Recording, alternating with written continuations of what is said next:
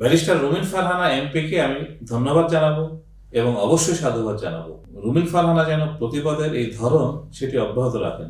দর্শক, সম্প্রতি সামাজিক যোগাযোগ মাধ্যমে ব্যারিস্টার রুমিন ফারহানা এমপি একটি ছবি ভাইরাল হয়েছে, যেই ছবিতে খালি হাতে পোশাক নিয়ে তিনি আড়ংয়ের একটি আউটলেট থেকে বেরিয়ে আসছেন এমনটি দেখা গেছে।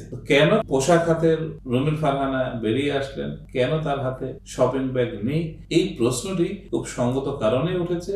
এবং যেটি জানা গেছে যে আড়ং বাড়তি দামে পোশাক তো বিক্রি করেই, সেই সঙ্গে তারা শপিং ব্যাগেরও আলাদা মূল্য চার্জ করে। রুমিন ফারহানা খুব সঙ্গত কারণেই শপিং ব্যাগের মূল্য দিতে চাননি এবং তিনি পোশাক নিয়ে বেরিয়ে এসেছেন এবং সেই পোশাক কোনো ব্যাগ ছাড়া তার খালি হাতে ছিল, সেরকম একটি ছবি কেউ তুলেছেন, তারা সামাজিক যোগাযোগ মাধ্যমে এটি ছড়িয়ে দিয়েছে। এই যে প্রতিবাদের ধরন রুমিন ফারহানার, এটি অবশ্যই প্রশংসার দাবি রাখে। আড়ং দেশের অন্যতম একটি বড় পোশাক ব্র্যান্ড। পোশাক ছাড়াও তারা নকশিকাঁথা এবং আরো কিছু সামগ্রী বিক্রি করে এবং আড়ংয়ের বিরুদ্ধে এই অভিযোগটি বরাবরই আছে যে তারা শ্রমিকদেরকে কম মূল্য দেয়, কম পারিশ্রমিক দেয়, কিন্তু চড়া দামে পোশাক বিক্রি করে। জামালপুর, মানিকগঞ্জ সহ দেশের বিভিন্ন স্থানে শ্রমিকদেরকে দিয়ে নকশিকাঁথা আড়ং কর্তৃপক্ষ তারা বানিয়ে আনে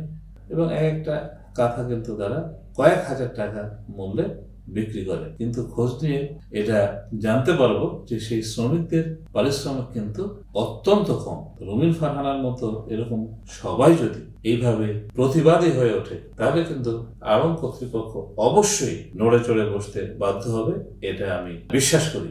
বাংলাদেশের ভোক্তা সাধারণের অধিকার সংরক্ষণের জন্য যতখানি সামাজিক আন্দোলন হওয়া উচিত, সেটা কি আসলে হয়েছে, বা সরকার এই বিষয়ে কতখানি সজাগ? আমাদের যে ভোক্তা সংরক্ষণ অধিদপ্তর, তারা কি সঠিকভাবে কাজ করছে, বা তাদেরকে কি সঠিকভাবে কাজ করতে দেওয়া হচ্ছে?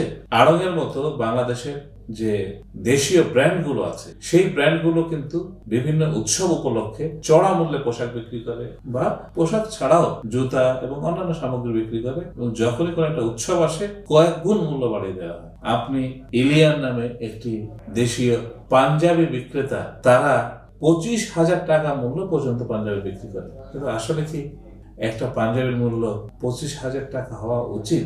ইসলামপুর থেকে বা দেশের অন্যান্য যে সমস্ত জায়গাতে গজ কাপড় বিক্রি হয়, সেখান থেকে গজ কাপড় কিনে একটু নকশা করে সেই পাঞ্জাবি বিক্রি করা হচ্ছে 5, 7, 10 গুণ চড়া মূল্যে। এখানে ভোক্তার যে অধিকার, সেই অধিকার কি থাকছে? আমরা তো গণতন্ত্রের জন্য লড়াই করেছি, আরো বিভিন্ন অধিকার আদায়ের জন্য অনেক লড়াই হয়েছে, কিন্তু এই যে ক্রেতা সাধারণ ভোক্তা, তাদের যে অধিকার, সেই অধিকার রক্ষার জন্য আন্দোলন কি আসলে হয়েছে? এবং রুমিন ফারহানা এখানে আন্দোলনের মুখ হয়ে উঠতে পারেন। খুবই ছোট একটি বিষয়, শপিং ব্যাগ, তার মূল্য তিনি দেননি, শপিং ব্যাগ তিনি নেননি, খালি হাতে পোশাক নিয়ে বেরিয়েছেন। কিন্তু তিনি চাইলে এখন এই আন্দোলনের মুখ হতে পারেন। বাংলাদেশের ভোক্তা সাধারণকে যেভাবে প্রতি পদে পদে ঠকানো হচ্ছে, সেই ঠকানোর হাত থেকে জনগণকে রক্ষা করার জন্য একটি বিরাট গণ আন্দোলন, এটা অবশ্যম্ভাবী, এবং তাহলেই ভোক্তা সাধারণের যে অধিকার, সেটি হয়তো সংরক্ষণ হতে পারে। অনেক সংগঠন আছে, তারা হয়তো কথা বলেছেন, তারা কিছু কাজও করেছেন, এটাও সত্য, কিন্তু যেইভাবে গণ সচেতনতা হওয়া প্রয়োজন, বা যারা বিক্রেতা, বিশেষ করে পাইকারি বিক্রেতা বা খুচরা বিক্রেতা, তাদের মধ্যে যে নীতি নৈতিকতা, সেটা সৃষ্টি হওয়া, তাদের বিবেককে জাগ্রত করা, উৎসব এলেই মানুষের গলা কাটার মতো করে চড়া মূল্য নেওয়া যাবে না, সেই যে সচেতনতা, এটা সম্ভবত সৃষ্টি হয়নি। দেশের অনেকগুলো ব্র্যান্ডের নাম বলা যেতে পারে, কোনটা রেখে কোনটার কথা বলবো?